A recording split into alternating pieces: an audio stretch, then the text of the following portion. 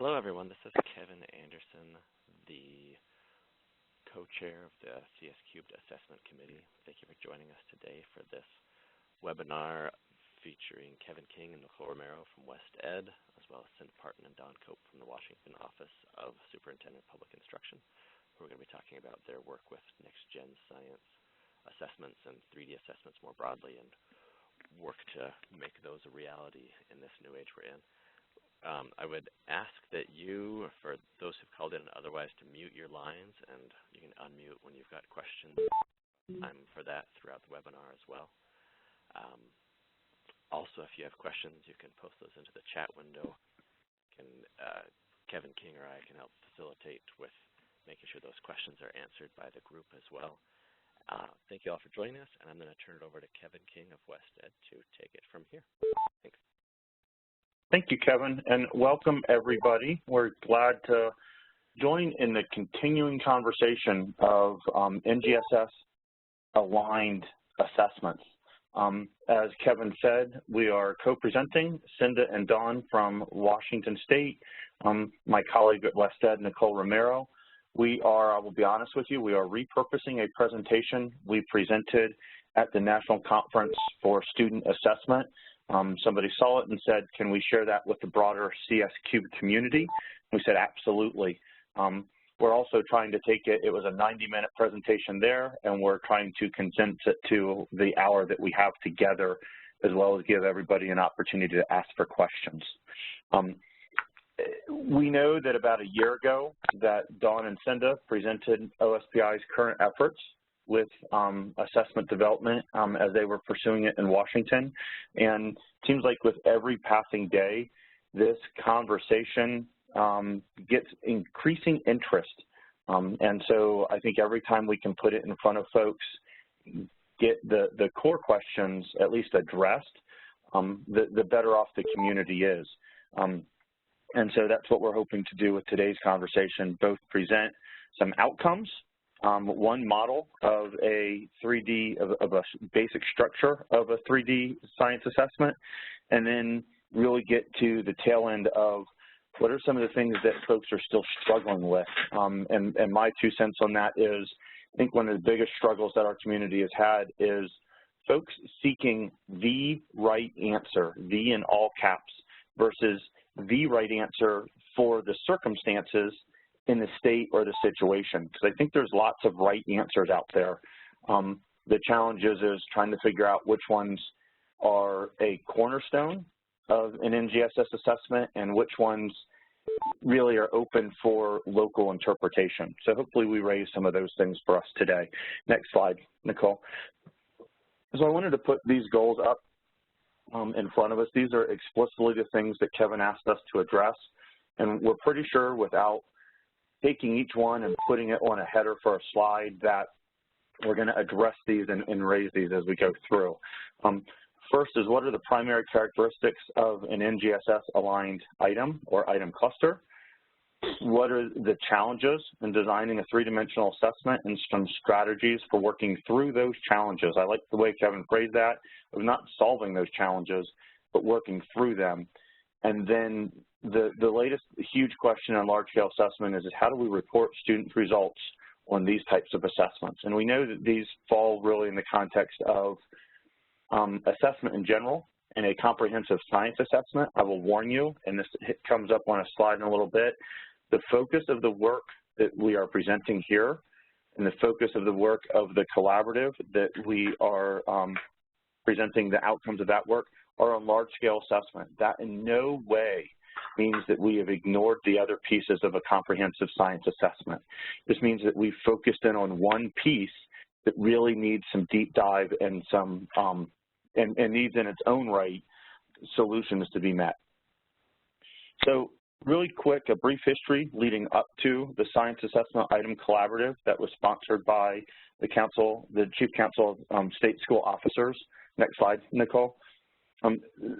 This is history I think we all know, right? We started with the framework for K-12 science education. We got to the NGSS. We've gotten to evidence statements presented by Achieve. We've worked a lot through the instructional strategies, And here we come needing to address one piece of the comprehensive science assessment system, and that's large-scale assessment. Next slide. So as I like to present, I used to label this slide as the challenge, but it really is the opportunity. Now, most of us on the line, if not all of us, are very familiar with a PE and the supporting documentation for that PE, and almost most of us are familiar with the evidence statements that at least we group together from when we think large-scale assessment. The opportunity is, how do we interpret this for a 90 to 120-minute test that has some bits of accountability overtones to it? And then the other piece, when folks go, well, we just make an item or an item cluster aligned to what we see on screen, what we've seen, and hopefully can give some insight into ways to work through, is, well, what does that alignment mean, right? What parts of this big page does a item or item cluster address, and what does it mean to address it or to be aligned to it? And so those were some of the challenges that we've worked through or are continuing to work through, and of course, most of us on the line are working through those in our own environments. So I said earlier, the focus of the SAIC is on large-scale assessment, but again, we're not ignoring the pieces of a comprehensive assessment system. Next slide. So whenever we present on this work, this is sort of the slide of, so our sponsors asked us to, and this was the initial charge of the Science Assessment Item Collaborative. And I always like to share that the initial charge was, or goal, was for chiefs in different states to develop an NGS, a bank of items aligned to the NGSS. And it became very clear that there were some fundamental undertones that this community of learners had to address before we could just magically pop out items aligned to the NGSS. And so that actually became the charge of the SAIC. And what I really value, and my closing comment will circle around on this also, is that this was a collaborative of 14 states and the U.S. Virgin Islands coming together to wrestle with, at the time, now a year and a half ago, of what does measurement of the NGSS look like? What could it look like? How are the items different? And so the strength in this work is it wasn't, everybody didn't absolutely agree on everything that we came, on the conclusions we came to, but everybody, all the state representatives that you see here, wrestled through some of these underpinning questions and some of the questions that nobody even knew were quite there. Next slide. So the stuff that we're going to be presenting, at least at the beginning of this presentation, and then Dawn and Cinda are going to be talking about challenges and lessons learned. And the outcome of the SAIC is listed there in red, an assessment framework, some thoughts on item specifications guidelines, and then two, what I like to say is, well, prototypes. So envisionments of what this group decided on. I always like to encourage us, and we tried to find the right way in the assessment framework to say this. This is a hard fought for starting point. So the example I always use is, at least what I've heard, I've never run a marathon myself, but I've heard on most of the major marathons, like the Boston Marathon, the New York Marathon, et cetera, unless you're a world-class athlete, you could actually run several blocks to a half a mile before you even get to the starting point. Then you get to the starting line and you start your 26.2 miles. I like to think that the work of the SAIC assessment framework was that first half mile of the marathon. And then when we presented it, we actually got to the starting line. And then at that point in time, we began the race of applying some of these lessons learned to support states in their quest to develop NGSS-aligned assessments. What excites me looking back at that starting point now is, and I'm a biology guy so I can say this, is the predicted and then the resulting degree of divergent evolution. So we look at a variety of states that have applied this basic item cluster model that the assessment framework came up with. I can look to 6, 7, 8 states and look at how they've all worked and struggled through to apply them in their own scenario, and how some of the basic pieces that the core fundamentals for this item cluster have stayed true through most of those evolutions, but how different states and different entities have worked to apply some of those basic principles. At least for me, that's exciting. That was actually the intent of this work, was not to be the answer, but to be the beginning point of helping folks come to that answer. Next slide. We're not going to go through each and every piece of this. That's not the purpose of our slide today. And frankly, I see at least one outcome of us meeting today is if you are further interested, these documents, these prototypes are all available online for folks to use. Me selfishly, I'm excited to see when folks have used them because it means that it was good work on behalf of the collaborative for us to be able to present it. So at this stage, I'm going to go to sort of the key piece of the outcome of the collaborative. Next slide. And I often have to remind myself as people look at some of the work and they go, well, we didn't answer all sorts of questions. You didn't answer questions about reporting and test design and all these pieces.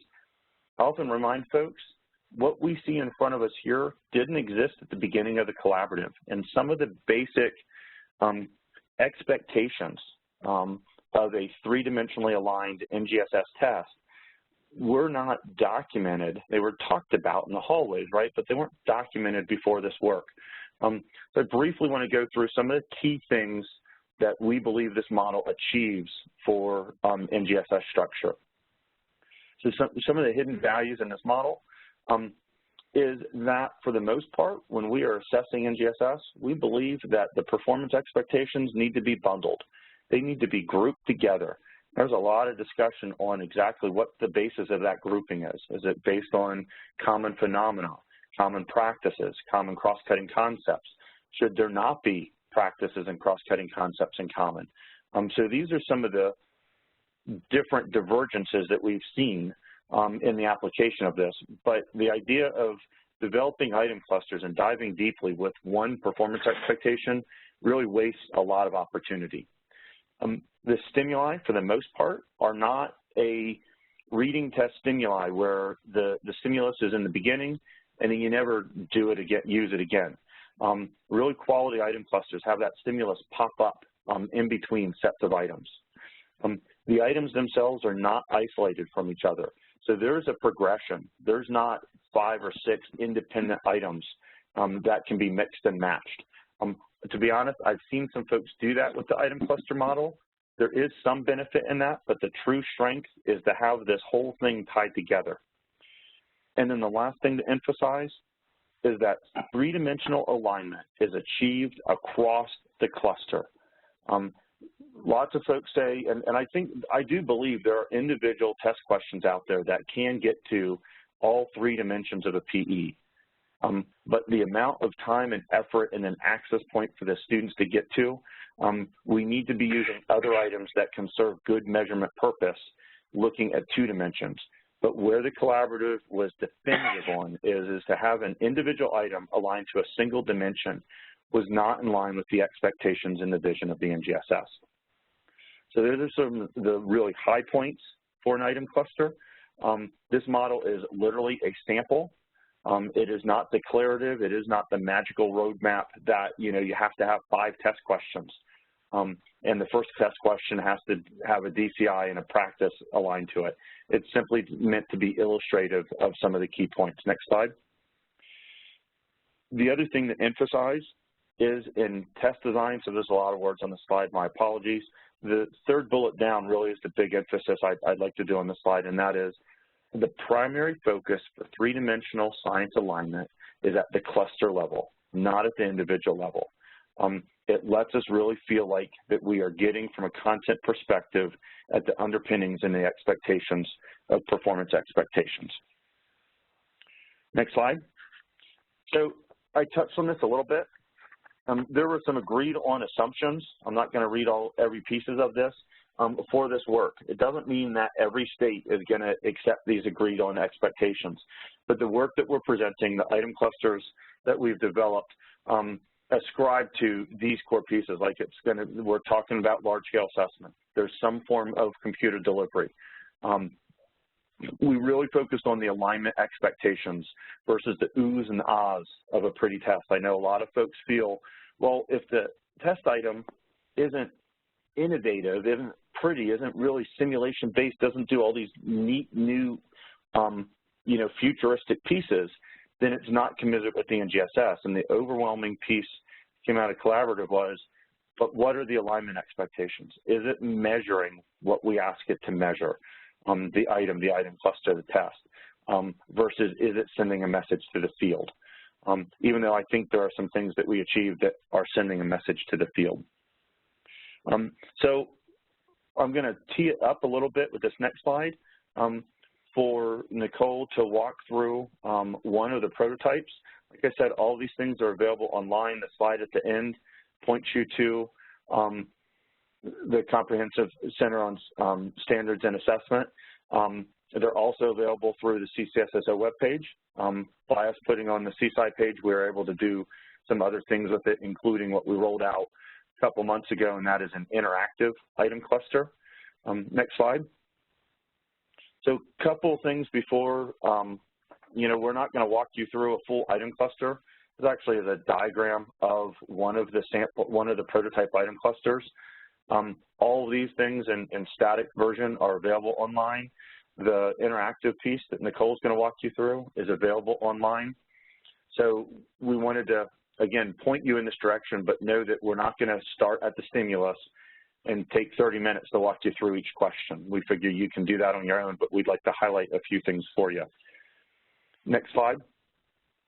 So one of the things we tried to capture was the student view of an item. The key thing for this is item parts are not judged for alignment. The whole item, so what you see in front of you is a whole item, even though it's got several different parts to it. And the collaborative defaulted to this because you achieve alignment by the combination of these three different response opportunities. Each response opportunity could be an item part. And to pull them out separately, then you'd start having trouble with how do you identify two-dimensional and three-dimensional alignment. Next slide. We put in all sorts of stuff to help folks interpret from a static perspective the different parts of the item clusters. In my mind, the most important piece of these pages is at the bottom, is the evidence statement alignment and the overall alignment, which leads me to the next slide. And that is what I personally think is the most powerful part of the documentation that came out of the collaborative, and that's all this metadata, really showing how at its core, the two different prototypes that were developed achieved the three-dimensional alignment for 2 and 3 PE bundles. So one of the things that you'll hear Senda and Dawn talk about at the end is it's a struggle of defining what is alignment, which actually is really underpinning of here we put values and numbers to items saying what's the alignment to the NGSS. But a core question I think most folks have struggled is well, what does it really mean to be aligned to a science and engineering practice? And a cross-cutting concept doesn't mean, it alludes to the concept or that it was integrated and the student actually had to use the practice to demonstrate understanding of the content. So a lot of, again, are the focus, the strength here, I think, is the alignment information itself and then the lessons we've learned about alignment. With that, I'm going to turn it over to Nicole. She's going to pull us out of the slide deck and take you to the interactive prototype. And specifically, what we're going to highlight for you, again, not beginning to end, but what we're going to highlight to you is some of the functional features of the item clusters that really demonstrate the alignment expectations of this new model, right? How we are using constructor response items, how we are demonstrating modeling, pieces of that part, how multiple choice items can fit into this overall model.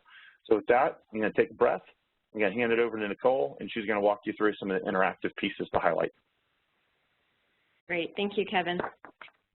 So as Kevin mentioned, all of the materials that he's presented thus far are available on the CSAIC site, and the URL is provided at the bottom here, and I imagine we will be providing this deck after our talk today, so you will have that information. So along with the assessment framework, the item specification guidelines, and also the static PDFs of both the grade 5 and high school item cluster prototype, we wanted to provide essentially a built-out, an interactive version of one of the prototypes. So we selected grade 5 to build out that interactive item cluster. So bear with me for just a moment. I'm going to switch over so I can actually demo that. So from that CSAI page, and I actually will pull that up so you can see where we jumped off from, you can click on Demo the Interactive Item Cluster, and that will push this next page, which essentially is an interactive version of that static representation you would see in the PDF. Now, our goal in building it out was we really wanted to move beyond that static representation to demonstrate the feasibility of delivering the item cluster as part of a summative assessment. And some of this, of course, we're not going to have time to walk through every slide. I hope you have the opportunity to visit the site after our demonstration today, but we really wanted to highlight 3 main features that we were able to bring to life in the interactive version. I do want to take a moment and credit Learnosity was the platform that we selected for this interactive version of the prototype for a couple of reasons, and they were generous enough to donate the use of their platform for the CSAI project. But really, we wanted to stay somewhat platform agnostic, and as you'll see, there's a mix of different TEIs or technology-enhanced item types, and also some more kind of creative applications of how to present a stimulus. You may see some widget-like performance as well, and we really found that they were able to support all of these aspects that we wanted to bring to life from the static representation. So the first piece I wanted to point out was the flexibility in the presentation and handling of media. So as Kevin mentioned, and as we know from all of our work around NGSS, it really requires much richer multimedia to make these item clusters essentially based around a science phenomenon and provide all of the information, that context, the phenomenon the student needs to really apply their knowledge of the SEPs and to really get at the intersection of all 3 dimensions. So in this example, we included video, but in several different formats. So I wanted to bring that to your attention. We won't play through all of it, but the first is the more traditional format where you can actually play through the video. I'm making lemonade using 3 ingredients: water, lemon juice. Great, and I'll just choose small snippets to show you that functionality. So this is a traditional format where the student is accessing and scrubbing through the video. They have full control over that. We can also break up the video into smaller parts so that the student can access different parts of that video, kind of small discrete bits. And then the next way that we want to present the video is actually in line with an item. So as you can see, the video isn't presented on its own, but instead, the student has access, so they can be watching a specific curated portion of that video, and I'll start to play through. The students pour the sugar from the measuring cup into the pitcher and record the information shown on the scale. So what this allows us to do is actually test a student's ability to glean what we need from the video or from the animation or simulation, whichever format is chosen, and to actually start submitting or inputting their answers into the item in line. So a student can type them in. I have full control over that. They can come back to the video, scrub through, pause, play, and it really allows you to curate that media for the use in a single item. And the student can go ahead and submit their question and move on to the next screen. Now, that's one presentation, or those 2 presentations of the video. The last presentation is really what we call a pop-up, and that's allowing the student to come back to view the video at any point during the item cluster. As we mentioned, there are certain aspects of the stimulus that we do want the student to have full unfettered access to throughout the item cluster, and other components we'd like to be a little more curated. So this gives us the opportunity to provide them. Students are making lemonade using 3 ingredients. For all of those objectives. So the first being flexibility in the presentation and handling of media. The second piece that I wanted to point out and highlight today were some of the advanced features around supporting both automated and hand scoring, and also some advanced navigation controls. So anyone that's actually taken on the work and started applying some of these principles and the model of the item cluster has already identified that scaffolding is a necessary and a valuable component in item clusters. So in order to scaffold the item cluster from one item to the next, you really need to have more advanced control over how a student is accessing the material, the order that the items are presented, and also the access the student has once an item is submitted. So as you can see, some of these will allow a student to submit their response but not return to a previously submitted item.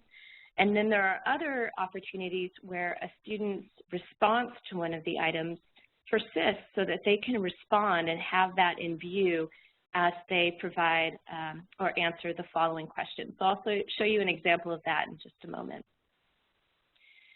And also around, and I mentioned advanced control and kind of fine-grained control and the scoring rules that we're applying to some of the automated scoring. So we know that that was definitely a consideration and something that came out of the collaborative as well, and we wanted to make sure that we could demonstrate some of those opportunities for that fine-grained control. As the student goes through and enters their responses, you'll see at the conclusion of the entire item cluster when you submit your last response, you will be able to go through and actually see a full report showing your responses along with the correct responses and also the rationale and some of the scoring rules that were applied to those particular items. Great. So showing some more of the functionality, of course, we did hybridize a number of TEIs that were available, knowing that they were developed originally for math and ELA, and really kind of moving the functionality beyond what we were seeing in kind of the current suite of TEIs, allowing students to enter labels so they can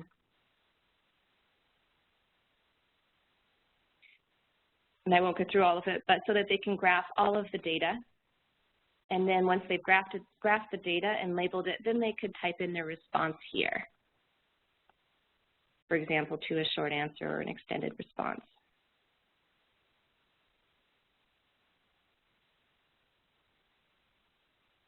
I'm going to go actually move forward and show you an example of a new stimulus support, and that's the third feature that I wanted to highlight.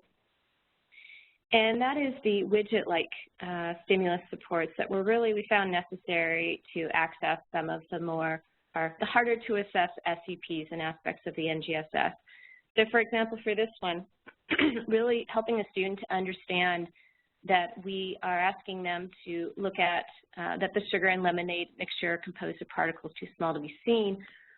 It allows them to scrub through and apply magnification to that sugar and really gives them the context and allows them to access that point where they could then begin to provide their response.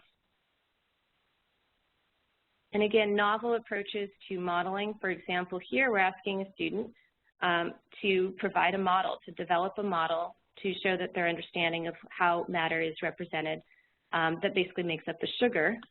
And I will do a quick and pretty representation of that. As you can see, the student has control to enter their model.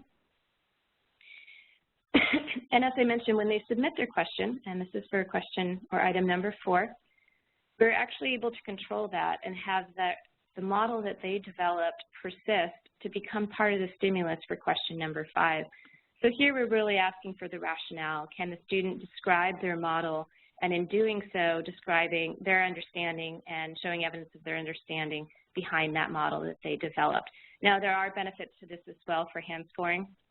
You can see both the student's model and their description of the model and potentially score those together. And I will move things ahead here. And when they submit and finish their report for scoring,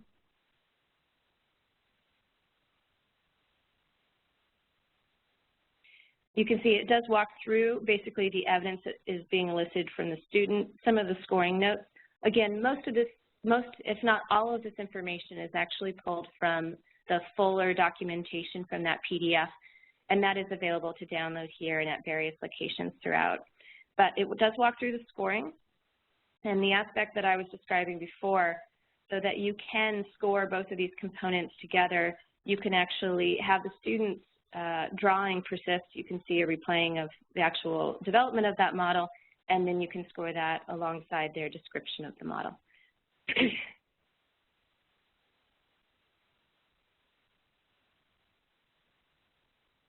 I'm going to go ahead and jump back to our presentation. And again, I wanted to point out, so the best access point for that interactive item cluster is through the CSAIC site, and you can actually see the flag on the demo, the interactive item cluster.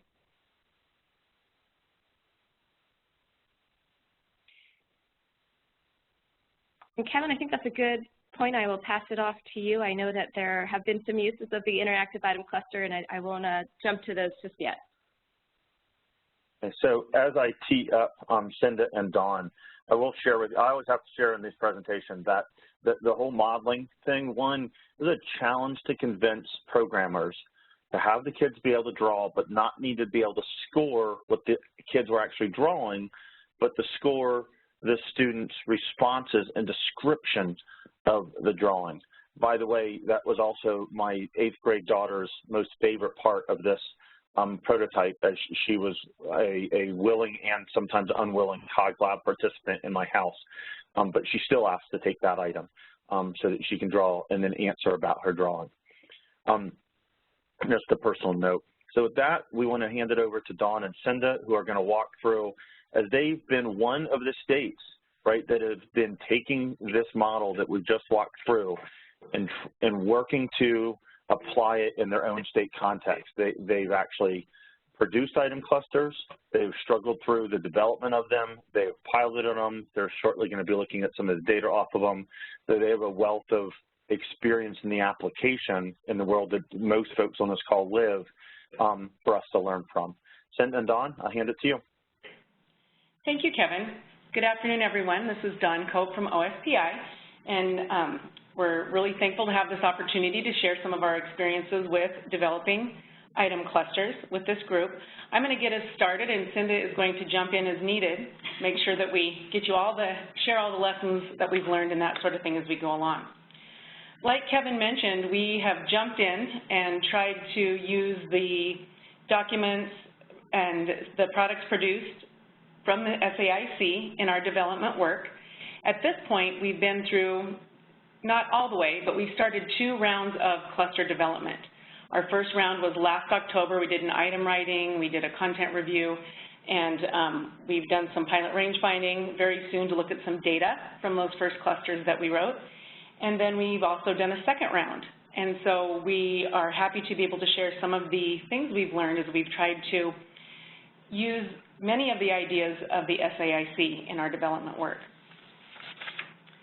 Nicole, could you move to the next slide, please? 2 slides, I think we need to go. Yep, next one, please. Okay, this slide I won't go through in detail, but this shows you what our current tests look like.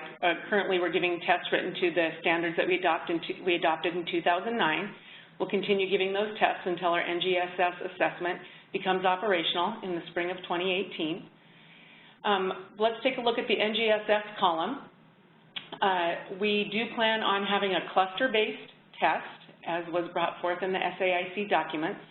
We will also be including some standalone items in doing our development work and in talking to a variety of different folks. We realize we're going to need some standalones to help fill out a test blueprint. A big change for us is that this test is going to be online for all grades. We've had a 5th and 8th grade test for several years, but for high school, this is a big change. Our online test is going to be delivered on the same platform as our math and ELA tests. And what's really exciting for us is that a whole new world of item types has opened up. Even though our 5th and 8th grade tests have been online for several years, it was basically our paper pencil test put on an online platform.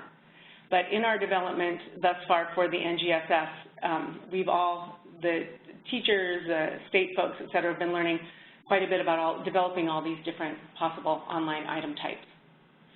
You can see we've listed there our standards that we're going to be the standard bands that we're going to be assessing. And again, the biggest difference for us comes at high school, where our test becomes a comprehensive test. Currently, we have a 10th grade biology end-of-course exam, so this will be a big transition for everyone. Nicole, could you move to the next slide, please? All right, this next slide shows the science assessment development cycle that Washington has used for many years. We've adapted this just slightly in our NGSS development. Again, I don't want to go through the whole thing, but you can see that the boxes with the red stars on them, there are some that have red stars. These include the teacher development workshops that we've already led for our NGSS assessment development. In Washington, we develop our items using educator committees. This includes teachers, science coaches, regional coordinators, et cetera. We've got usually sometimes some higher ed folks that join us for these development committees. And we'll talk a little bit more about those in a minute. The box with the yellow star indicates content review with data, a data review that we're going to be conducting here in just a few short weeks over our first piloted set of items. So we're really excited to see the data for those and how they worked out. We piloted items this last spring for 5th and 8th grade only, so that's what we'll be taking a look at. Okay, next slide, please. So, like I mentioned, we've got about 2 rounds of development that we're working on right now, or that we've gone through, excuse me, we're working towards our 3rd round. And so I want to talk a little bit about how we put those committees together. We've done item cluster writing, content review. For item cluster writing, we've done grades 5 and 8 twice, and we've done 1 high school item writing committee. These are usually 5 days committees with 10 to 12 educators that work in pairs to prepare a cluster. They have about a week to write an entire cluster, and boy, they need that entire week to get it done. We start out by being pretty selective in our application process. We have quite a large listserv that we send out invitations to apply to, and we ask questions around NGSS experience, the ability to disseminate information to a variety of groups. We like to, we rely on our teachers quite a bit to spread information, word of mouth, not specifics about test items, but more about our item development process. We look for our committees to really represent the demographics of our state. So we ask for educators from big schools, small schools, male, female, different east-west. Yeah, locations in the state, et cetera. So there are lots of different criteria used to choose those committees. And content expertise has become even more important, especially for the high school committees where we are much broader than just biology. I think we lost a few of our other than life science teachers over the years of the biology EOC, so we're working hard to get interest from those other folks who have physical science and earth science expertise to apply to our committees. So, you know, a lot goes into selecting those committees. A lot also goes into preparing for the committees, whether it's item writing or content review or data review. We put down on this slide some specifics about preparing for item writing because we want to really get our teachers off on a good foot. And so because we're just trying to develop our item bank, we're very thoughtful about which performance expectations or PEs we want to write to. We are using that SAIC recommendation of bundling PEs, and so we will try to choose from 1 to 3 PEs to bundle. Kind of the biggest thing we found is that 2 PEs is the usual, is what we can usually come up with. We have a few bundles that have 3 PEs in them, but mostly 2 and sometimes 1. The SAIC recommendation was that the bundled PEs should have at least 1 dimension in common. Maybe they share the same science and engineering practice or the same disciplinary core idea, but we found that sometimes it's okay to bundle a couple of PEs that naturally fit together. For example, a recent lesson we just learned is that it would probably really work well to take a PE that has the asking questions, science and engineering practice, and bundle it with the PE that has a plan and investigation practice. That asking question PE kind of made us struggle a little bit until we said, oh wait, this might work really well. We can have kids ask the investigative question and then, continue on with planning the investigation around that question. So that's one thing we've learned. We've also found that that the PEs we put together in a bundle can cross domains. For example, maybe we'll put a PS performance expectation together with an LS performance expectation and naturally bundle those. I think we see those in one of the SAIC prototypes we see across, possibly. Also, we found that in grades 3 through 5, the bundles could cross grade levels. Since if you saw in an earlier slide, we're going to test the 3 through 5 band of standards. So we can bundle PEs across those grade levels. So we choose the bundles very thoughtfully. We draft some stimuli and items to bring to the teachers in case they want to use them in their writing. Some of them just use them as examples. But we find that it's very important to come to the groups with something. And we've been very thoughtful in developing our training and materials for those different committees. We used the SAIC products almost exclusively in developing our training from the get-go, specifically chapters 4 and 7 from the SAIC, but we've learned a few things as we've gone along, and we've modified some of those initial recommendations, and we'll talk about that here in just a minute. I also wanted to be sure and mention that since WestEd has provided the online prototype for grade 5, that has become a real integral part of our training. We probably spend 4 to 6 hours the very first day of whether it's an item cluster writing committee or a content review committee, range finding. We spend a good 4 to 6 hours just on training. And one piece of that is presenting the online cluster grade 5 prototype to the group.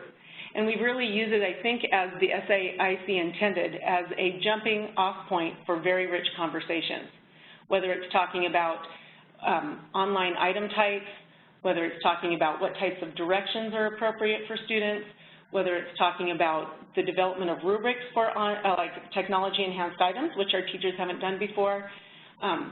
We've just found many rich conversations have come out of that. So, did you want anything next? All right, can we go on to the next slide, please? Okay, so we want to talk a little bit about some of the lessons that we've learned from our development work. First of all, we found that very few of us, whether we're talking about state folks, committee members, our vendors, are experts yet. There's still a lot to be learned around these very new three-dimensional standards. We found that our writers tend to stay at the comfort of content, and so we need to push them to write items that are aligned to a science and engineering practice, and push even harder to get them to write items that are aligned to cross-cutting concepts. We found that some of the science and engineering practices are more challenging to write to than others. For example, asking questions and defining problems gave us a little trouble. Probably more the asking questions piece than the defining problems, but we're learning better and better how to address this as we go along. Again, developing using models, a little challenging, and then obtaining, evaluating, and communicating information. But we find the more that we have conversations, the more ideas we get around these different things. In terms of bundling PEs, we talked a little bit about that earlier. We've decided that limiting ourselves to just bundling PEs that cross in one dimension is not always essential. We found that some PEs are so rich they don't really lend themselves to bundling. For example, there's a middle school earth science and a high school earth science that are so broad that have so many different pieces to them that you can really write a cluster to just that one PE. And still not cover everything. Right, exactly. Also, those ETS PEs really they do need to be bundled in order to have a cluster written to them. We need a life science and earth science, space science, physical science context for the engineering application to really come alive. Okay, next slide, please. All right, so again, just continuing with lessons learned from our development work. Another piece of what we do in our teacher development committees is really focus on a scientific phenomena, because we want students to be able to use science and engineering practices, what they know about DCIs, and access their cross-cutting concepts to explain a scientific phenomena. So we really focus on defining phenomena, looking at examples, and coming up with appropriate phenomena for a large-scale assessment. When we hand teachers a bundle, one of the very first things we do is ask them to brainstorm phenomena. We've learned that it's a really interesting discussion and sometimes confusing to distinguish between what is a phenomenon and what is a stimulus, or the item cluster context, and how do you get from phenomena to appropriate stimulus. The evidence statements developed by Achieve have been really interesting for us to work with. We use the evidence statements as a starting place for writing our items, and we were trying to align our items to evidence statements as you word an item specification. And that was sort of that was a recommendation from the SAIC work, and we found that that is in some ways helpful and in some ways a real challenge. We found that the evidence statements cannot replace item specifications. Item specifications are in development, and we'll use the evidence statements as a starting out place. The evidence statements are a little redundant from level to level. In some evidence statements, you may have an identify components, describe the relationships between components, and then use reasoning to make connections between the components, and it just really gets redundant if you try and use evidence statements as item specifications. It's difficult to hit each level of an evidence statement for items in a cluster. And we've also, this is a good lesson that we learned, we started out by thinking our clusters would have about 7 to 10 items per cluster, but have found that it's really usually only possible to have anywhere from 3 to 5, 6 items per cluster. Otherwise, things start getting repetitive and some cluing starts occurring and that sort of thing if you try to do that with more items. Another big lesson we've learned, especially as we've moved through our second round of development, is really alignment lessons. In our first round of development, we mostly talked to teachers about aligning items to evidence statements. You know, write your items so it's aligned to an evidence statement. But through that first round of development, teachers really started asking great questions about aligning to dimensions. And we didn't have really great answers for them during our first round. But between our first round of development and our second round of development, we learned quite a bit about alignment. One really big piece that set us on a better understanding how to talk to teachers about alignment came from some work that was done in Kentucky and presented at the NCSA conference. We've taken some of that information and some of that work that Kentucky has done and used it in our recent content review committees, where we can now start talking to teachers in a very concrete way about alignment of items to specific dimensions, alignment of an entire cluster to the standards, to performance expectations. We can talk about appropriateness and alignment of stimuli to a bundle, really lots of different levels of alignment in those discussions. So that's become a really, really important piece for us. Next slide, please. Okay. So the last thing we wanted to do was just present this slide about some of the technical challenges that we still face, some of the questions we have, and our big to-do list. It only looks maybe 6 or 7 bullets long, but as you know, they're big bullets. So some of the things we're working on, I haven't talked about the first 2 bullets together, our claims and our test blueprints. This is something that we've been thinking about for a long time. We've been having really rich conversations with content experts, our National Technical Advisory Committee about what our claims should be, reporting categories, what our test blueprint should look like. We, in November, are having an assessment planning meeting with a group of educators, and we feel that in this meeting we're going to be talking a lot about prioritizing standards. And we feel that with the discussions we're going to have at this meeting, we'll be moving closer to being able to come to some decisions about our test blueprints and our claims. Other questions or challenges, to-dos we have are dealing with item interrelatedness versus item independence. We're trying to figure out how to balance the 3D expectations of interrelatedness with item independence. So we really want to have cohesive clusters. We want our clusters to make sense, every item to depend on the stimuli, et cetera, but we also want to be sure that our items are independent enough that we can get, they can be analyzed appropriately, and that, for example, if during data review, if we lose an item, we won't necessarily lose an entire cluster. So those are some things we're trying to balance. We've been having lots of accessibility discussions. I don't think we have all of that figured out yet, but that is also something that we are working on. There's a lot of challenges in test delivery. As you heard Kevin and Nicole mention, when they put the prototype online, there were some challenges that they faced. Well, we've also been facing challenges in the test delivery systems, for example, with the ability to block and update items. But those things are starting to get resolved, so that's encouraging. It's been kind of an ongoing challenge. There are a lot of psychometric unknowns, questions still out there about equating, item independence. How do you get enough points on this test to have valid reporting? And then finally, we're also always thinking about a complete assessment system. How do we move in Washington beyond the large-scale assessment? How do we add in supports for the non-tested grades, for classroom-embedded assessments, et cetera? Keep our fingers crossed for the next legislative session. I think a budget proposal will probably go forward. And I know that this session will have lots and lots to talk about, but hopefully these issues are important enough to them that they get some attention.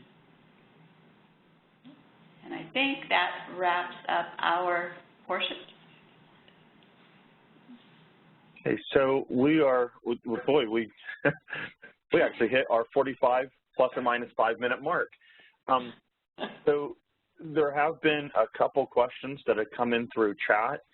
We wanted to take this opportunity to see which of those we can address here. I know when we originally presented this, we all, those of us who were presenting gave our own version of a challenge or an opportunity or a question that lies ahead. And I'll lead that with a challenge and then open it up to the questions that we've been getting in through chat and then over voice if folks have them.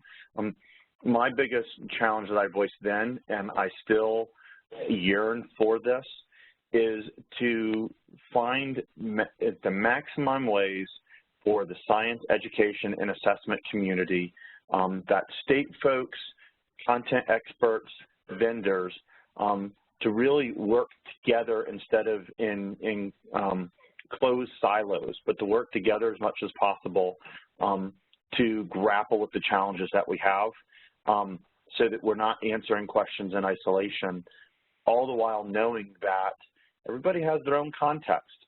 And that's more the case in NGSS than it was for the Common Core state standards, where there were two big consortia driving things. And so context drives decisions, and trying to figure out what commonalities we have and where we can leverage those to help everybody apply those in their own context, because those exist. With that, I'm going to walk through the questions that we've gotten in through online. Cinda and Dawn, I'm going to tee you guys up for the second one. I'll take the first. Several folks asked about the constructed response items and whether or not they are hand-scored or automated scoring in the computer. I can tell you that almost every conversation I've been in, everybody wants to say, we can AI score those. But most states that I've worked with, then once we get into the nitty-gritty, are still concerned with with the ability and confidence in AI scoring of them, particularly as we're moving beyond, literature scoring, which there's strong evidence and confidence in, and the ability to support argumentation, to use models to apply and explain things. Some of those nuances of the NGSS, that's where folks' confidence wanes. So what we're seeing is states making decisions around scoring costs with constructed response items to limit the number of them, but feel confident that they need, that they would like. Most states feel the need to have them. Others would like to have them as part of the assessment system. But there are states out there that are marching forward with NGSS, and they feel confident in not having constructed response items. So everybody wants AI, but folks get worried about it really quick. The second question is, Cinda and Dawn, somebody asked what are your guys' initial, I say this tongue-in-cheek because I know your answer, but I have to ask you, what are some of your initial thoughts about reporting categories and claims and test design? Oh, goodness. Yeah, we thought this question would come up. We've gone down a couple of different pathways, and I think, you know, we considered the dimensions, the practices, the DCIs, the cross-cutting, but that seemed to not stay true to the nature of the standards, to split up the dimensions that way. We talked with our Washington State Science Teachers Association board this summer and really had some strong advice from them that our claims should be three-dimensional. And so that's the path we're going down right now, that a claim should be three-dimensional. That makes good sense to us. That's made good sense to a lot of different audiences we've presented it to. We do realize that the danger that we'll have to communicate very carefully is that it doesn't get interpreted as life science, physical science, earth science. It's not those domains. It is the practices and the cross-cutting concepts as applied and used to explain phenomena in those domains. So that's our answer right now. Thank you, Cinda.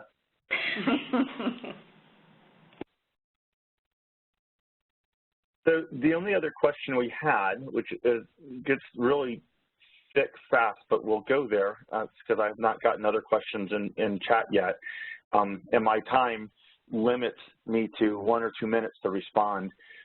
Nicole, if you could please go back to slide 15.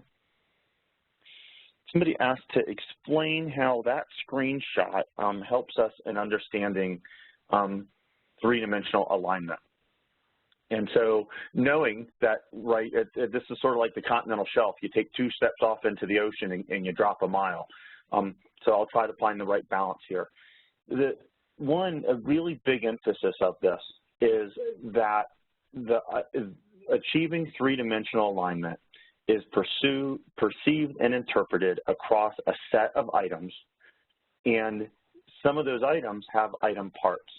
So it really is this absolute adherence of you need a group of items. Now that said, and Cinda and Dawn expressed this, originally when the collaborative wrapped up its work, most of the members of the collaborative felt very strongly that standalone items, even if they were two-dimensional, really was not a path that should be supported. That the path that should be supported is using item clusters as the base structure of a test.